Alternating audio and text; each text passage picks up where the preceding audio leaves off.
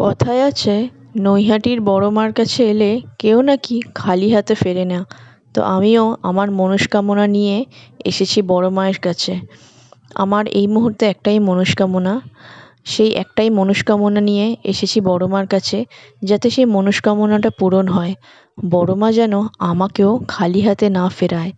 কথাতেই তো আছে, ধর্ম হোক যার যার, বড় মা সবার। তো আমরা বেশ ২.৫-৩ ঘন্টার মতো লাইনে দাঁড়িয়েছিলাম। তারপরে খুব লাইনে দাঁড়িয়েছি, কিন্তু কোনো কষ্ট হয়নি আমাদের। রাস্তায় প্রচুর রোদ ছিল। তখন আমরা বেশ ৩ ঘন্টা পর যখন বড় মার মুখটা একবার দর্শন করলাম, তখন বিশ্বাসই হচ্ছিল না যে আমি বড় মার কাছে এসেছি। এতদিন সবার মুখে মুখে শুনেছি, আজ নিজের চোখে দেখলাম। একটা আলাদাই অনুভূতি, যে অনুভূতিটাই বলে বোঝানো যাবে না। যাই হোক, বড় মার দর্শন পেলাম। অনেক মানে এই প্রথম, অনেক দিন পর তো বলা যায় না, এই প্রথম বড় মার দর্শন পেলাম।